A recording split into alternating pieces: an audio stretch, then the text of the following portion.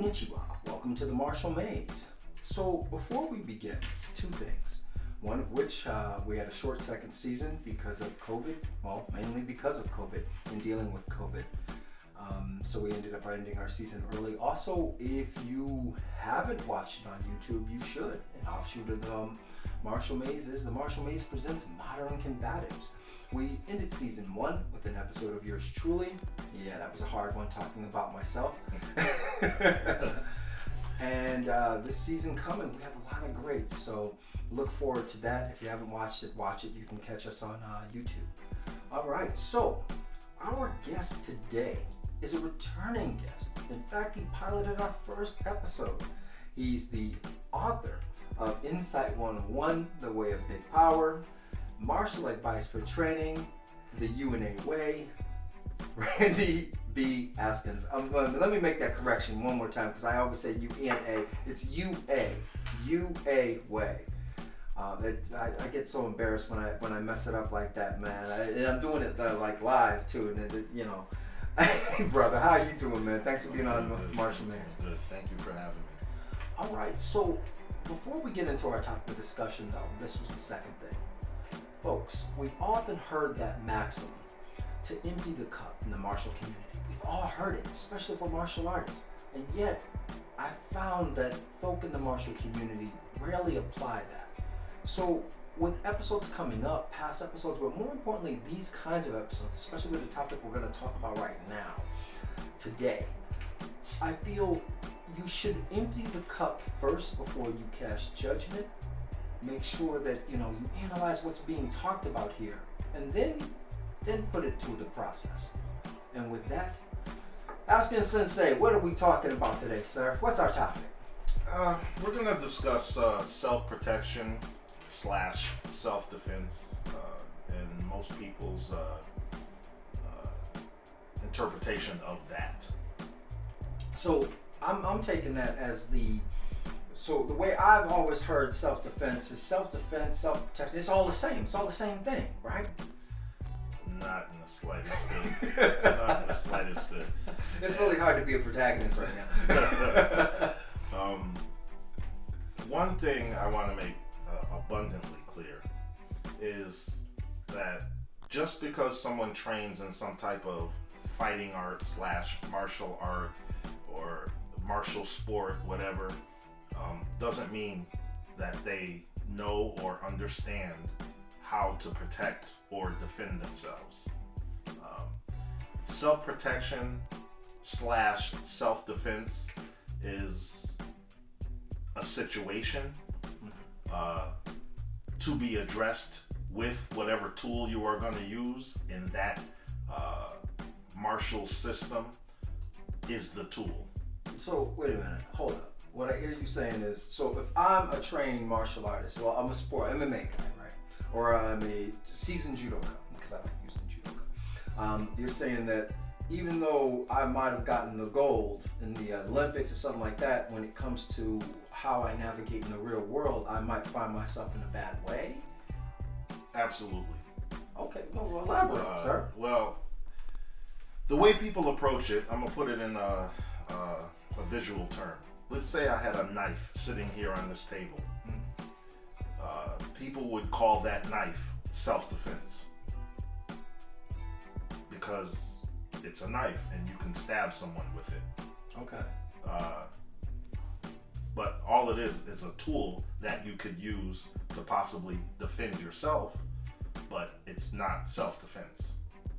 You understand? Yeah. So if we replace that knife with, let's say, judo or karate or Brazilian jiu-jitsu, that's not self-defense. That's just a tool that you would use to defend yourself. The self-defense is the situation and understanding how to navigate that situation. Self-protection, self-defense, that is just a situation that you find yourself in where you have to defend yourself or protect yourself. Okay. Now let's separate self-protection from self-defense. Self-protection is how you set up your life in such a way where violence misses you. Violence, the possibility of having to go to court for defending yourself, the monetary strife that comes from the act of having to defend yourself, the mental anguish that comes from having to defend yourself. That is self-protection. How you set up your life in such a way where all that isn't a problem for you. Okay. If you fail at self-protection, then you enter the self-defense realm where you have to physically protect yourself, physically defend yourself, and then that's where the physicalness comes in, the use of the tools. So what exactly is the misunderstanding that you find it at something like karate, judo, BJJ, whatever you want, MMA, kind of miss that? Because I almost feel like that's still a byproduct that comes from the training that you receive in those, whether it be sport or combative martial art. Well, people believe that just because they take or took karate or judo or Brazilian Jiu-Jitsu or whatever system or respective style of system they study, that they automatically know how to defend themselves or protect themselves. And nothing could be farther from the truth. Just because you went to a school, a martial arts dojo, and did some techniques physically doesn't mean you understand how to protect yourself. So I did know that some schools separate that. They say, hey, this is we have a self-protection or self-defense program along with the judo or along with the karate-do. And I would be curious because I would say, well, wait a minute, isn't that the byproduct? So it's not the byproduct. So are they two separate things? Completely separate things. And I'll go so far as to say that I've been to a lot of self-defense, self-protection courses, and all I've witnessed is them teaching physical techniques that the average person will never be able to use, and with no information on violence, no information on habitual acts of physical violence, no information on laws, no information on anything that has to do with self-protection or self-defense. They just do techniques and say, okay, somebody grabs you, palm strike them. Somebody does this, grab your own wrist and pull your thumb through, and all these other crazy things. Just crazy techniques that a person that's been trained their whole life still can't use efficiently, or still isn't confident enough to use efficiently. So you take, say, some young woman who's done nothing but raise children her whole life, and I didn't mean that in a condescending way, but what I'm saying is no real athletic endeavors, but raising children and homemaking and doing those important things, and teaching them a knee strike or a knee kick or something like that, something that seasoned martial artist practices for years. For years. No, actually readjust your mic a little bit though, so you can kind of hear yourself too. Yes, there you go. So techniques that seasoned martial artists have been practicing for years, for decades, and they're still practicing it because they're still not confident in it to the point. In an hour course, 2-hour course, this young woman is supposed to be able to use it in time of need. It's things like that just don't make any sense. Well, yeah, I was saying that about a couple of programs that I'm not going to get into right now because I'm not going to point fingers, but that's one of the things I don't do. So a program that goes on for so long and just ends, and I always go back and say, there was a couple of women I had talked to about this, and I said, well, can you tell me what you remember when you took that course? And most couldn't. Well, first off, they couldn't do half the things they were able to do physically during that time, and then the other, they could barely remember like some of the best practices they should have taken, and should have brought with them and stuff like that. I mean, I think the only the one I heard the most or was given the most on was never leave your drink unattended, and stuff. But navigating being at a bar setting, and I said, well, how do you recognize abuse at home?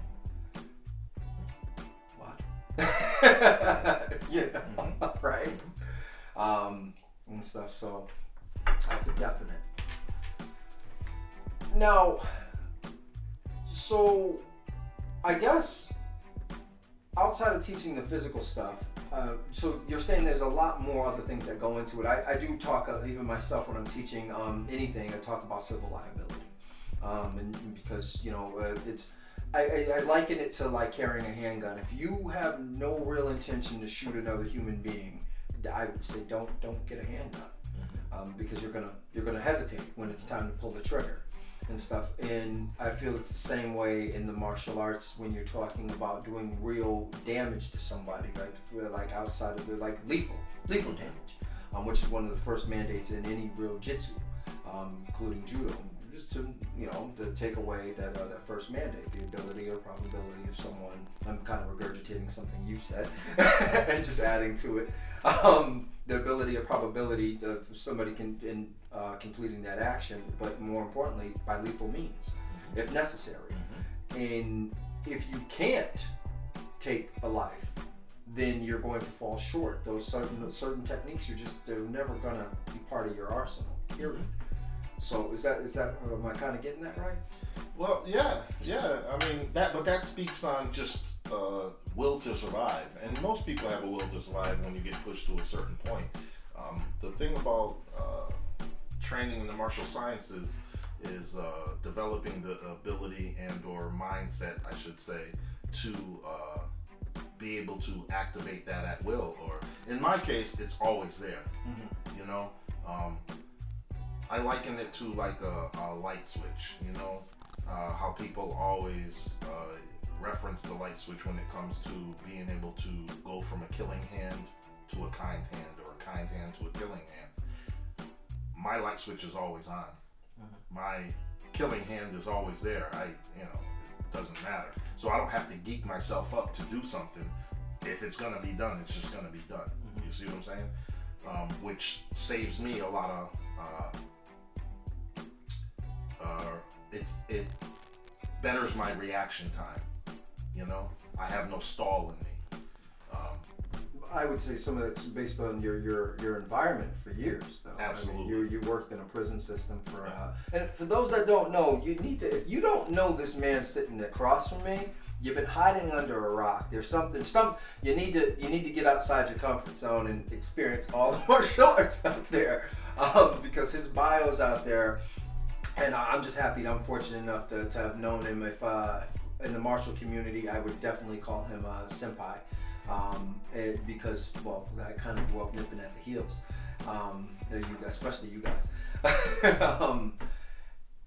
But well over 20 plus years in corrections, and I mean, you were working like in hardcore corrections. It wasn't like you were like in like pre-release somewhere or driving the nice van. My work history and background, I did all types of things.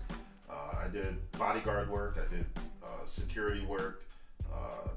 I did bodyguard work for my own company, which was I established a long time ago, TWC Security Services.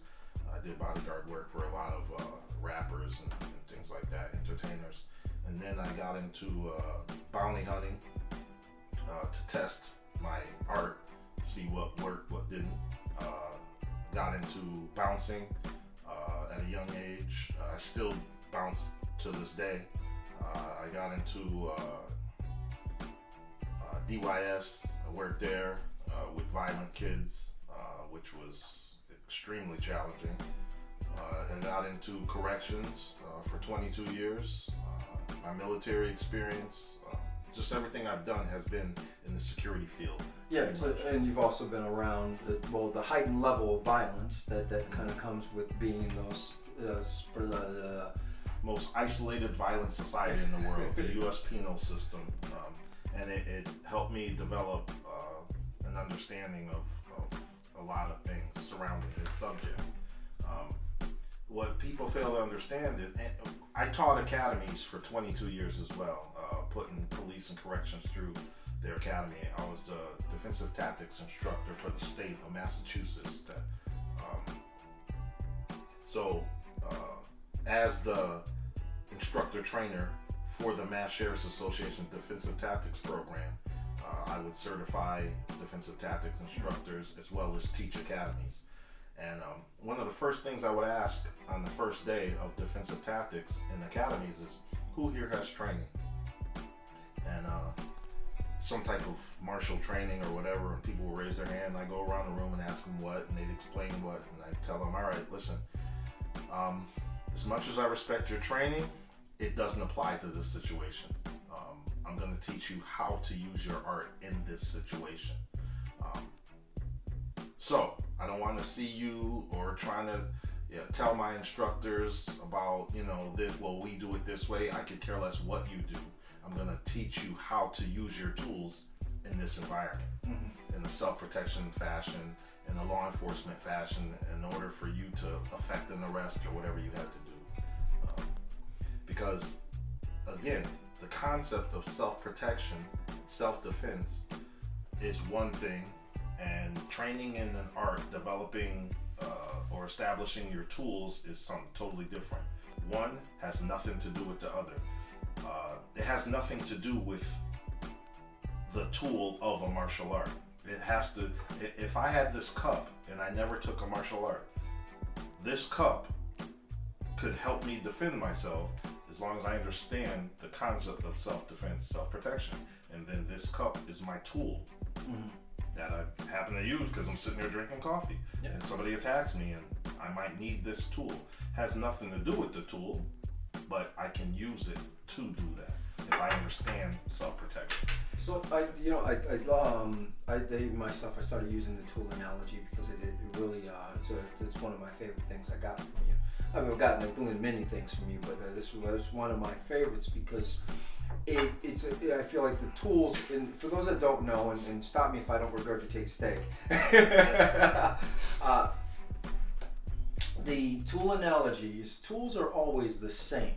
They might be used but with different functions based upon your imagination. Am I saying that correctly? Stop me when I kind of go off here, because I do. I'll go off somewhere else with it. Well, articulation is the key. Yes, but a hammer is still a hammer, and it has a design. A wrench is a socket wrench, and even though I might use similar tools to, case in point, fix my house, but the function of those tools might be the same. But when I'm working on my car, if I use similar tools, I will use. Am I saying that correctly? Am I going crazy with it? Yeah, you're going crazy with it right now. It's like this. Let's discuss. First off, a lot of people within the martial community have this misconception that a technique is a matter of interpretation. But a technique. No, wait. Before we get in, I just need to say this. Are we going to be discussing when they say interpretation? Maybe they're using the wrong verbiage, like I was fairly recently. Well, no. This is people will do a kata and they'll say, well, this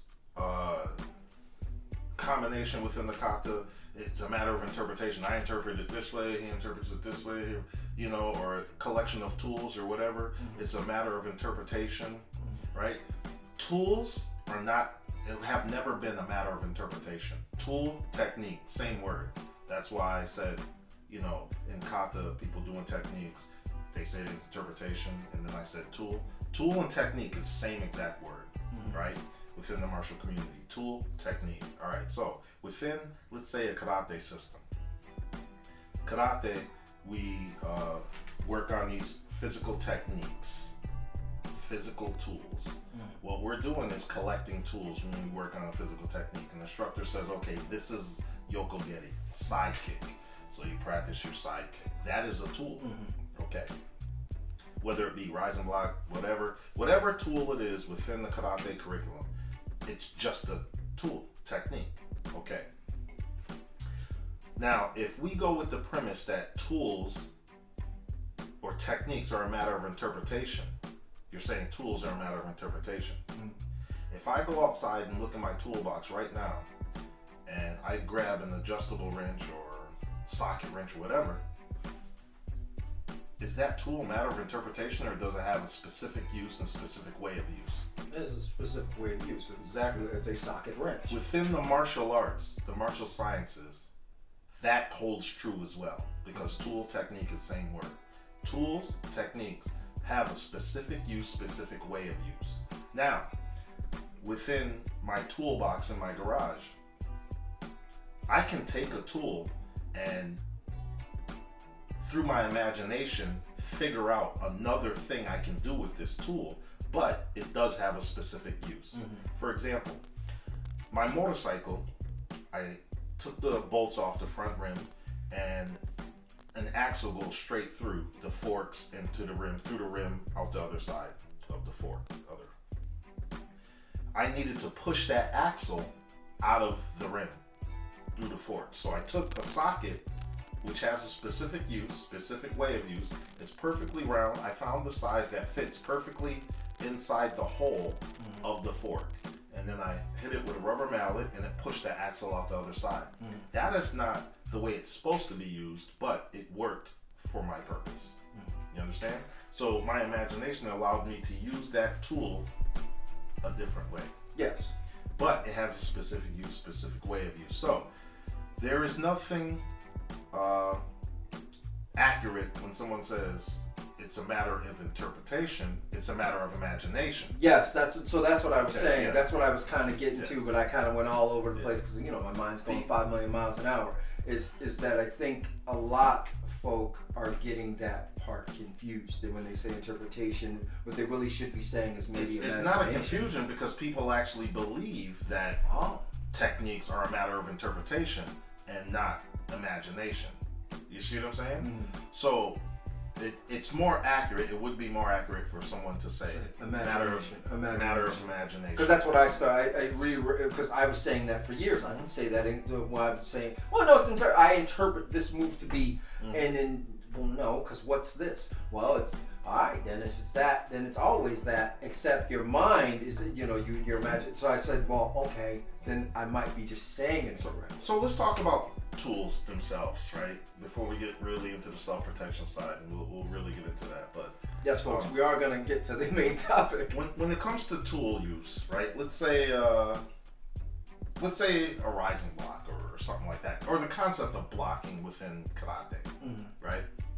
And whatever other system. I like you're going there with that, because that's really controversial. That you hear, well, there's no such thing as a block, or oh, there is blocks, and then you're hearing all of that. Well, here's the question. Here's the question. If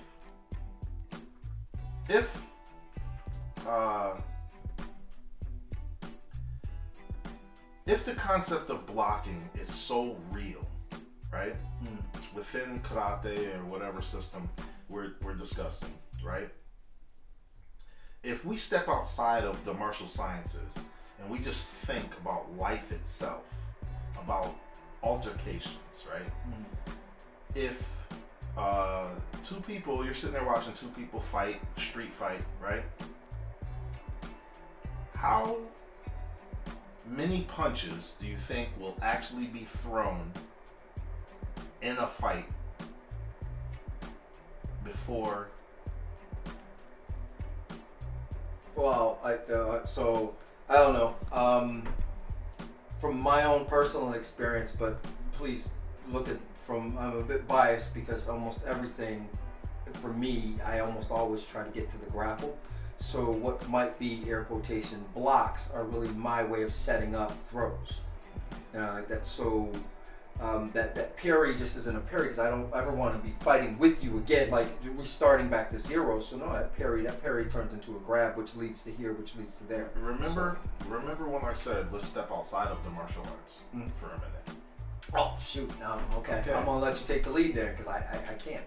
Let's not move the goalposts. Okay. Let's stick to where we are. Okay. All right. So stepping outside of the martial sciences for a minute. Two civilians fighting. Okay. When I say civilian, I mean non-trained, untrained people. How many punches do you actually think will be thrown before someone smothers the other one with a clinch? Maybe 2, 3. Maybe. Running a bar for as long as I did, and maybe 2 or 3. Maybe. I see 1.5. Somebody throws a punch, the person shields himself and grabs them, and the person tries to get another punch off before it's a standing, tussling type match. Yes, okay, I get what you're saying. I hear where you're going. If in real life, maybe 1.5 punches before somebody gets smothered, how does a boxer stop another boxer from hitting them? They clinch. The average person does that. It's just a natural instinct. They don't want to get hit. They grab and they're like trying to talk to the dude or trying to push him off, trying to whatever, right? Okay, 1.5. If that is such a minute part of real life fighting, why is it that it's 70% of martial arts training? I always was told that it had something to do with weapons, or at least that's what a lot of folks always bring up. Well, again, I was using a weapon. I had the weapon in my hand, so that's why my arm went up this way and all that other stuff. And I can see that look I'm getting right now. Can y'all see that look? Well, if we look at it that way, then that would tell you that those motions that are supposed to be blocks are actually dealing with the clinch scenario, because fighting hasn't changed for the past 2,000 years. Since the beginning of man, fighting has been that. You know what I'm saying? Fight. It's just somebody tries to hit somebody, grabs them, and they start clenching, and so those motions that are supposed to be blocks, right, are, when it comes to functional motions. In a functional motion is a motion that addresses the violence that. I'm glad you said that, because at some point somebody would say, "What does he mean by functional?" Well, I'll break that down, but that means those blocking motions have to be dealing with the habitual act of physical violence of a clinch. You see it? All right. Now, what is a functional technique as opposed to a non-functional technique? A functional technique is a technique that can be used as is to support one basic rule. That basic rule says the first action or combination of action you execute should have the ability and or probability of neutralizing the opponent's ability to continue to fight or immobilize the opponent entirely. Yes. A non-functional technique and or drill is a motion or action that doesn't satisfy that rule I just gave you. And if it doesn't satisfy that rule, again, categorized as a non-functional technique or drill, then that drill, non-functional, is strictly designed to build attributes. Now, for those that don't know, and just in case you missed it, what he was saying is without saying that verbatim, but basically we've all heard this before. That first technique should be the fight ender. Period. Full stop. And what he was just doing is he was breaking you, walking you through it. So again, empty that cup, because we've all heard that one technique. You should only have one in the beginning. We've all heard that at least once, and my man was just breaking it down.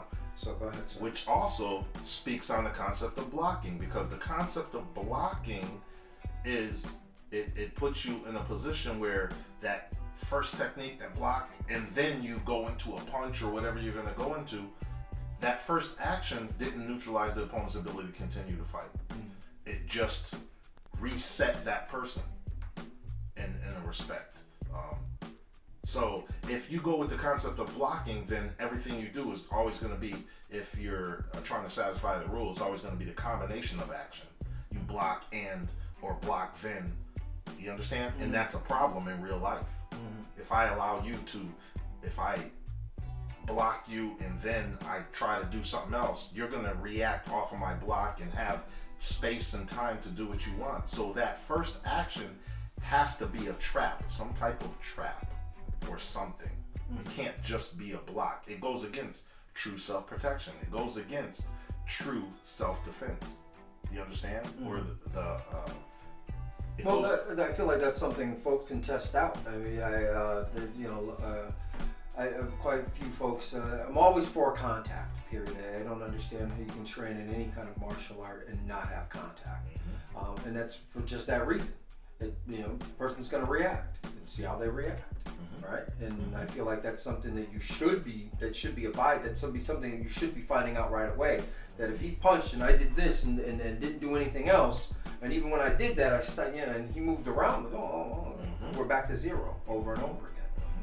When somebody, instead of blocking something, which pretty much resets the action, the act of blocking, the way most people approach it, would be somebody handing me this cup and me smacking it out his hand, or pushing it away from me as they reached out to hand it to me, and they still have the cup in their hand. And they retract it like, "Yo, what are you doing?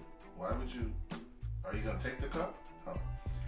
And the concept that I'm speaking of on traps would be accepting the gift. Somebody hands me the cup, I receive the cup. Now, it's my cup. If I give this cup back, if I break the handle off first and give it back to them, it's going back the way I want it to be. It's not them receiving it the way they try to hand it to me. So they hand it, I smack it back or push it back away from me. It's still intact. You understand? That's the concept of blocking, me just smacking something away from me. It doesn't make sense. And then I gotta chase them to get what it, no, it doesn't make sense. Instead of using the true term of uke, which means to really just receive. To receive. Yes. Ukeru. It's Well, I don't know where in America where we ended up getting inferring block into that, because it does. It's always meant to receive, or how you receive. There's plenty of different ways to receive, but either way, you're still receiving. Always, it's one of those weird things when we take. I know I might be getting off topic, so I'm going to just say this part and move and just take it for what it is. Always, because we don't speak Japanese, we don't speak Okinawan. It's really, when we take these words, I feel like sometimes we really do use them out of context, or we don't fully understand what was happening here, okay, for just that reason. When we say uke, choranuke, instead of just receiving upper. Something's coming here at some point, and you're just, Exactly. It's. But with that being said, I mean, just sitting back and thinking intelligently and looking at the art for what it is, and stepping outside the art and looking at violence, and then understanding what I did is I kind of took violent situations that I've been in and thought to myself, how could I have better dealt with this in a more efficient manner? And then I processed and came out with the things that I came out with, and hence what's in my books and things like that. Books that discuss best practices. But when we discuss like self-protection and self-defense, and using, we'll say, the arts, the martial sciences to address those situations, and ultimately, me being a student of the martial sciences since I was 6 years old, that is the tool I will use to defend myself. If I say was, I don't know, a gardener, or some type of landscaper or whatever, then I'd use those tools, my rake and all these other things to defend myself. But first I gotta understand the concept of self-defense. Can I hit somebody with a rake? How illegal is that if they're attacking me with a bat? Well, that was going to be my next question. What is self-defense? What is that? Here we go. So self-protection, again, like I said, is what someone does, or how they do it, where violence just misses them. They set up their life in such a way. So what that means is, like, for example, any place I've ever been, when I park my car, I back into a parking space or into my driveway. I've never driven straight into my driveway. I always back in. That way, if I happen to go outside and I get in my vehicle and somebody's standing in front of my driveway, in front of my car looking at me, I don't got to do a 9-point turn to get out of my driveway. All I got to do is just drive straight out. Anytime I go to the movie theater, during my second marriage any marriage I had 2 marriages. Anybody, my kids, my wife, we would go to the movies. I'd buy tickets.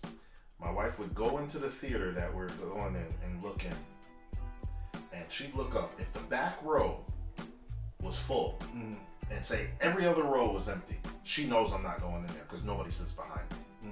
So she'd look in and come back out and be like, all right, just give the tickets back. Get your money back. We can't go in. You understand? Because nobody sits behind me. That's just how I set up my life. She knows where I'm going to sit when I go into a restaurant. She will never take the seat that she knows I'm going to take. I never leave my house without my firearm. Tell you why. One day I did, and I got approached by a prisoner who had just got released and had issues with anybody with a badge. He saw me at Walgreens on Sumner Ave in Springfield, and came, accosted me, or attempted to, with a firearm. Oh, wow. It was the one day I left my house without my firearm. You know? But the way that I pulled up into the parking lot, and I was with my girlfriend at the time. Her name is Margaret. She wanted to go there, so I drive her there. I back my truck into a parking space, and then I just sit there and start looking around. And she gets out the car. She says, "You coming?" I say, "Yeah, I'll be there in a minute." I do this everywhere I go. So I just sat there for like 5 minutes just looking around, checking out my area while she went into the store. And I was like, all right, looks fairly clear. And I opened my driver's door. As soon as I opened my driver's door, way across the parking lot, in the last spaces, I see a car door open. I said, oh, here we go. And I get out, and I see this guy get out and start walking in my direction. I was like, oh, this can't be good. I get to the door of Walgreens, and I turn around and start backing up to the door. He comes around and stands in front of me, and it happened to be this inmate that had just got released. And when I backed up to the door opens. Sensors made the door open, and the registers are right there. Long line of people. Adjust your mic. Yeah. Long line of people. And my girl was in line, and she goes, "Randy, you all right?" I said, "Yeah, I'm good." And the whole line of people and the cashier just staring at us. And I go, "So, what's up? What are you doing?" Man? He's like, just quiet, staring at me. He wanted to shoot me, but all those people standing there, he just didn't. So he just stood there. So my girl comes out, turn around, I start backing away from him towards my car. I put my girl in the car.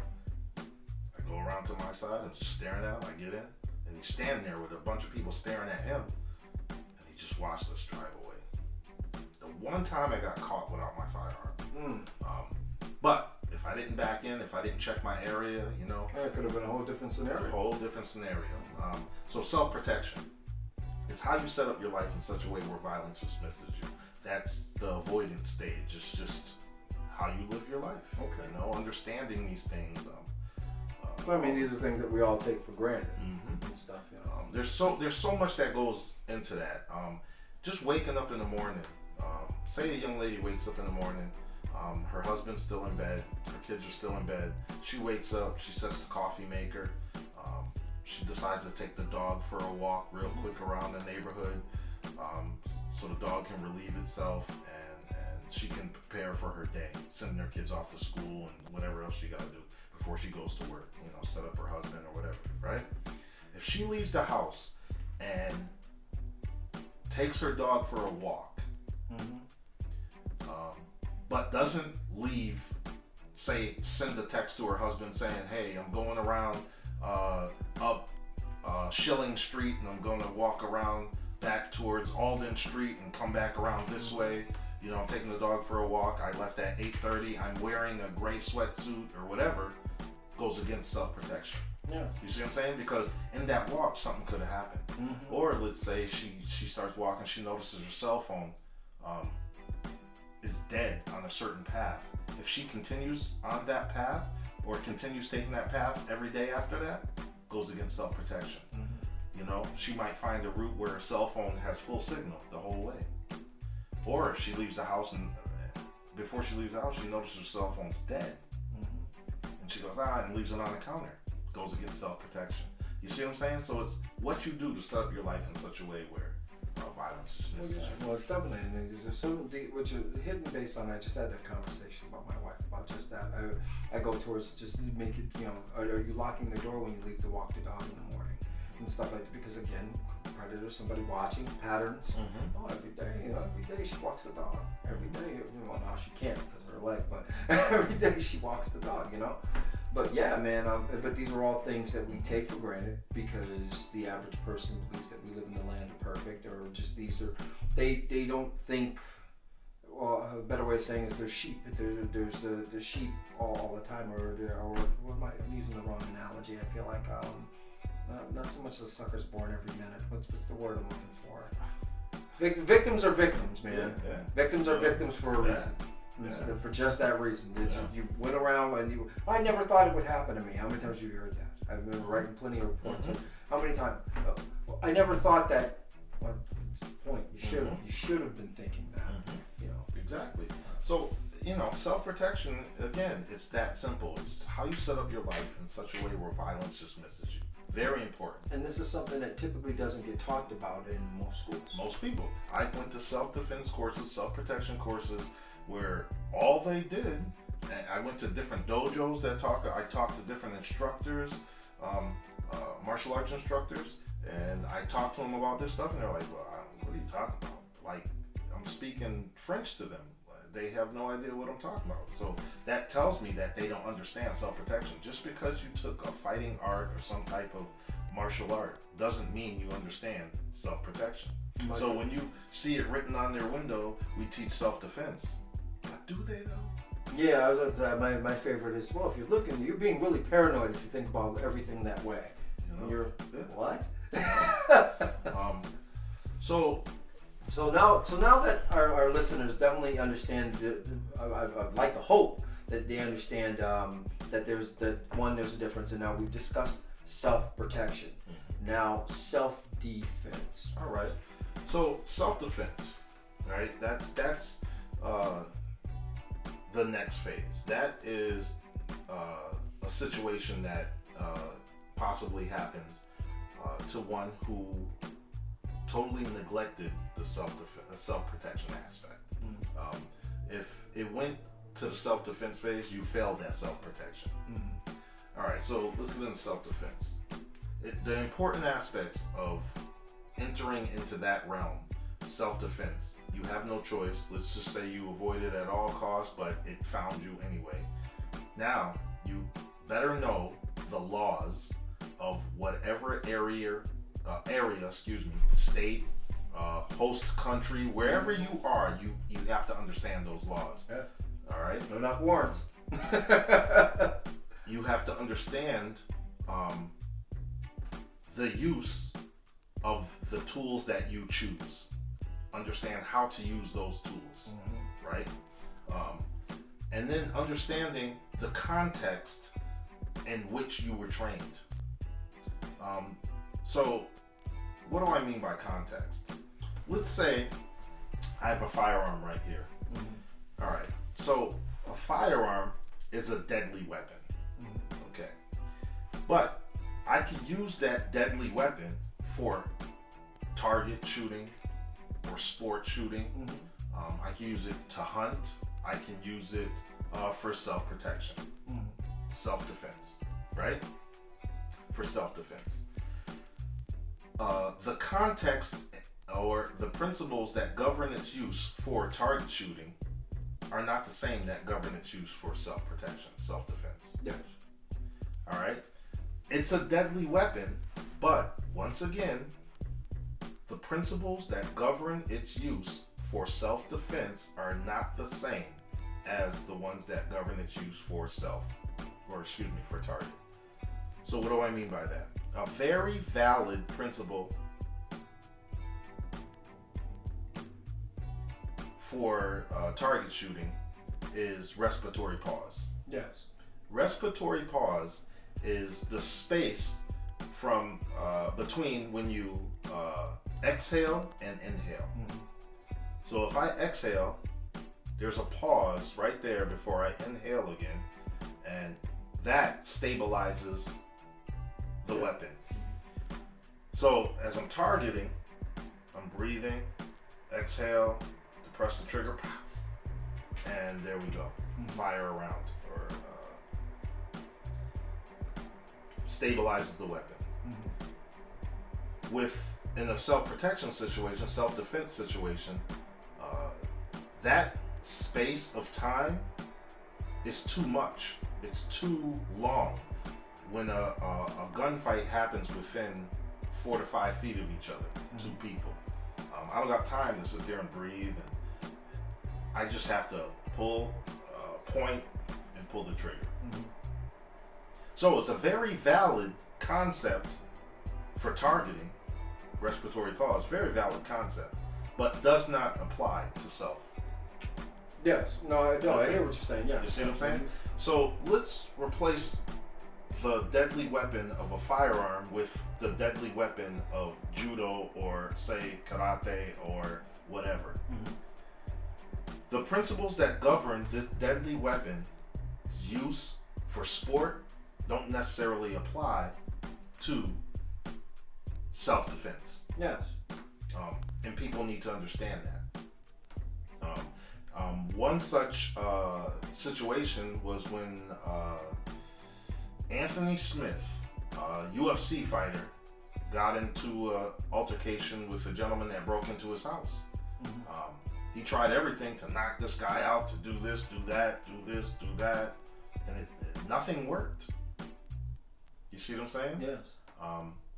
And that taught him a valuable lesson about, fighting in the ring under rules and all this other stuff. It's totally different. Oh, I'll do you one better. There's the Brazilian Jiu-Jitsu instructor who, outside of a nightclub in the night, figured to intervene in a fight, with the best of intentions, and ended up stabbed to death. Again, because you're looking to fight. Again, the things that govern fighting in the ring or on a mat are very much different in real life. Yeah. So, yeah. So understanding the context of how you were trained, very important. Being able to discern what parts are valid for self-protection, self-defense, very important.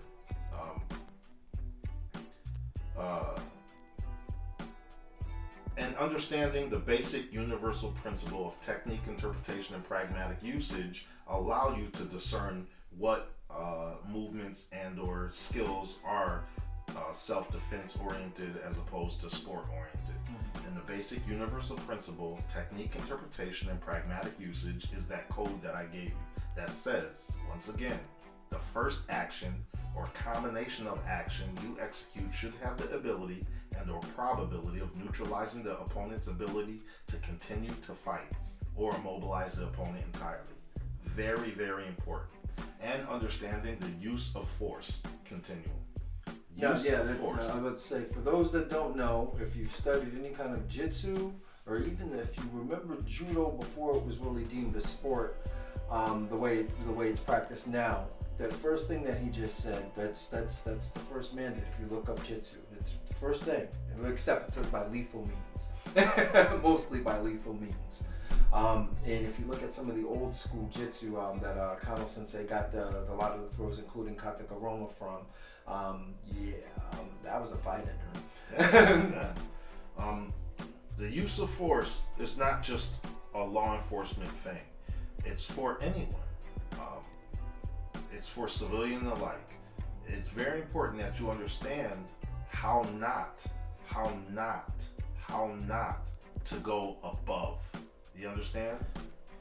I'm loving that you're bringing this up, because yes, that's very, very important. I'd like for you to drive that point home again, sir. The use of force, please. Excessive force is very real.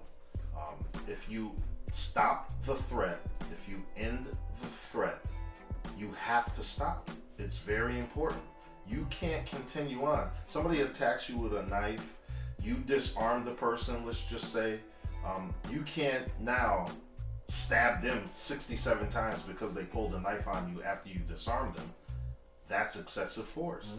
So understanding the use of force is very important in civilian and law enforcement life. Very important. And then, so we got self-protection is how you set up your life in such a way where violence misses you. Then we have self-defense. If you failed at self-protection and violence does find you, how to deal with that physically. Understanding the laws, understanding the tools you're going to use and how to execute those tools or use those tools, understanding the context in which you were taught, understanding the basic universal principle of technique, interpretation, and pragmatic usage, understanding the use of force, very important, and then we enter back into coping skills. We enter back into self-protection again, coping skills, because what is coping skills? The fact that you had to defend yourself plays a major part on people's minds. Let's say you ended up hurting somebody severely or end up maiming and killing that person. Sometimes guilt gets the better of people and they need to understand how to cope with the situation of having to actually harm someone. Because sometimes when you fail at self-protection, violence missing you, and then you get into the self-defense aspect where you have to do it, and now you start feeling bad about what you had to do, and it affects you, affects your life, it tears you down. Yeah, so the PTSD, like law enforcement, some officers need their guns, commit suicide because they had to take a life. So that's part of self-protection. That's on the other side. So if we look at, we need to look at self-protection, self-defense, self-protection as a Venn diagram.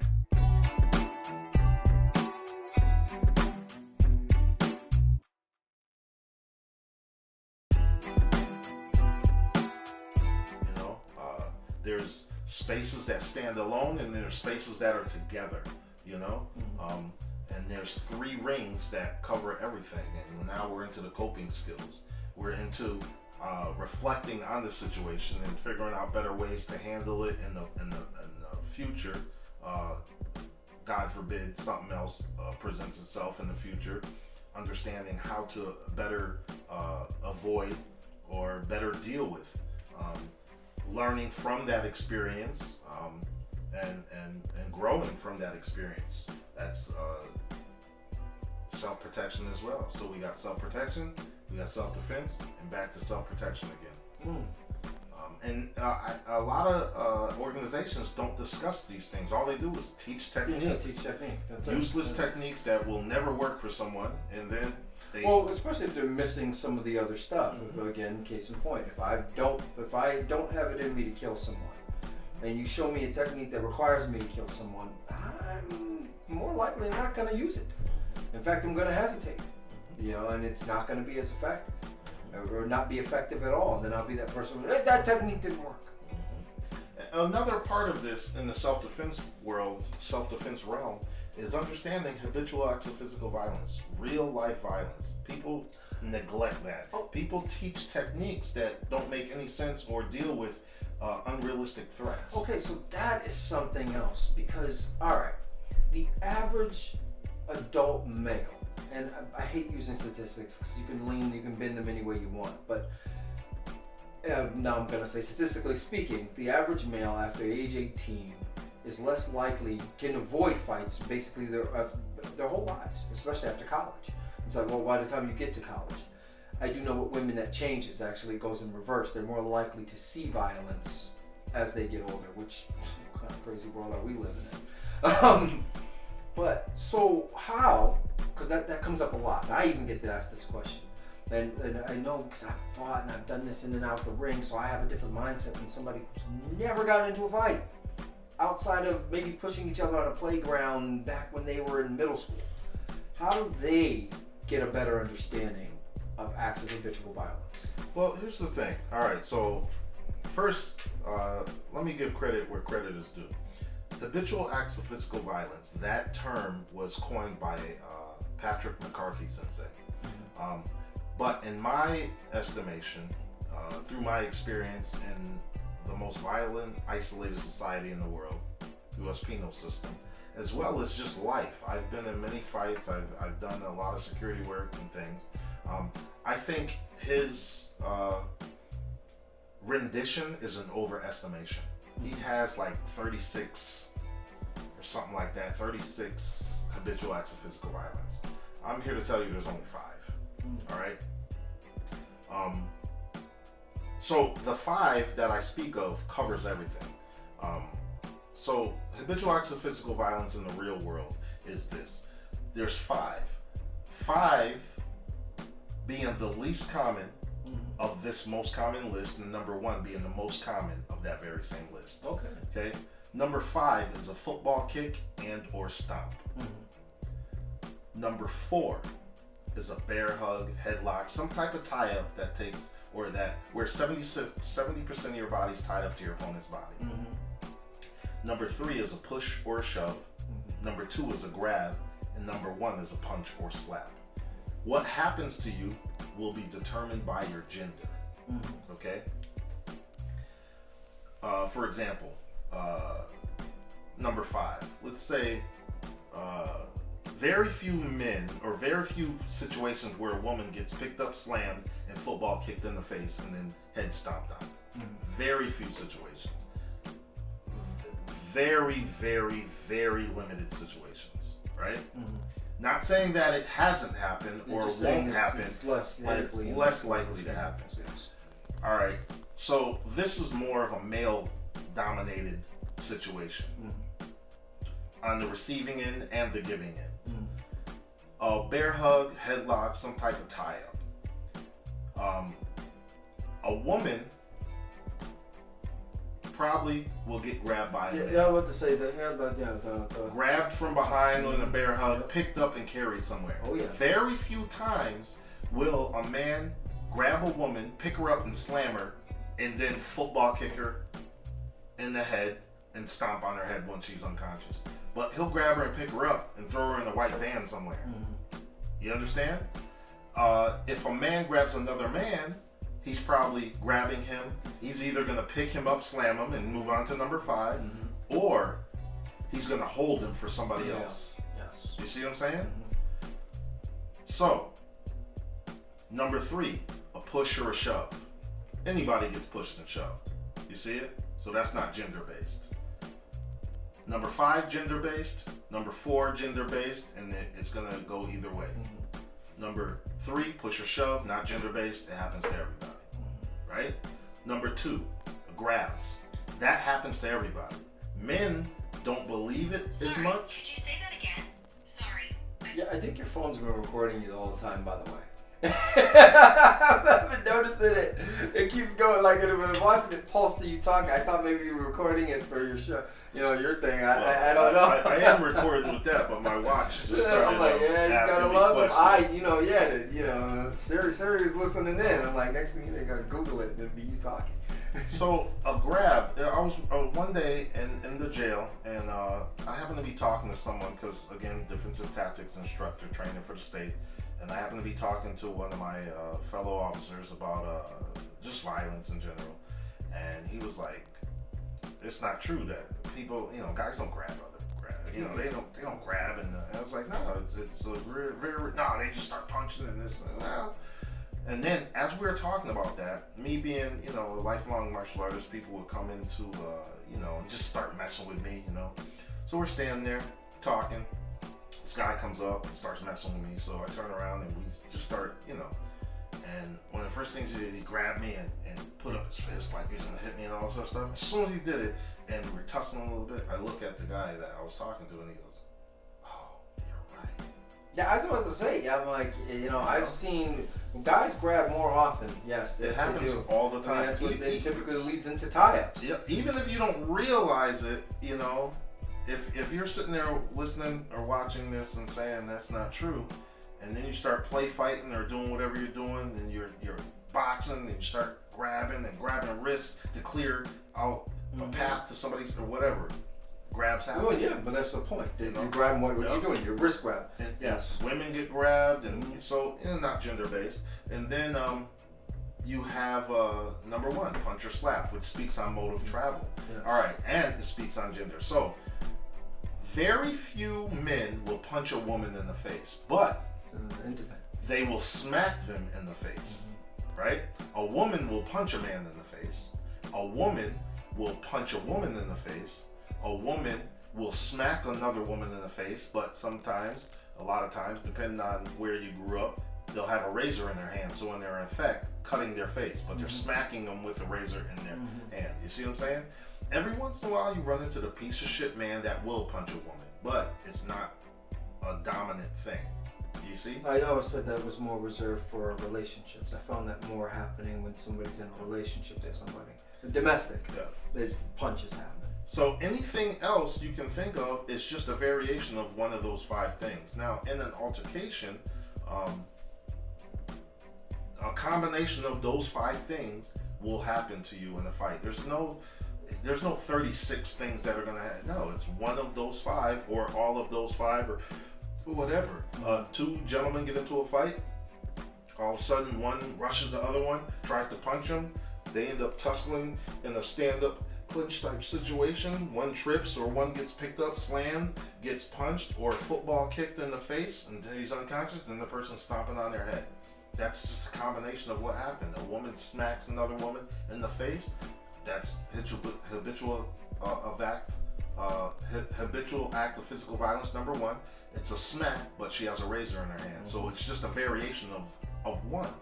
You understand? So there's no 36 things, as McCarthy Sensei says. It's 5 things that could happen to you, and anything else you can think of is a variation of those 5.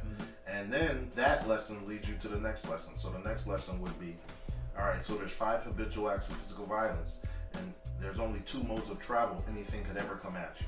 That's straight and outside arcing. Which leads us to the next lesson. 1 out of every 10 people are left-handed, which means the majority of attackers are going to be right-handed.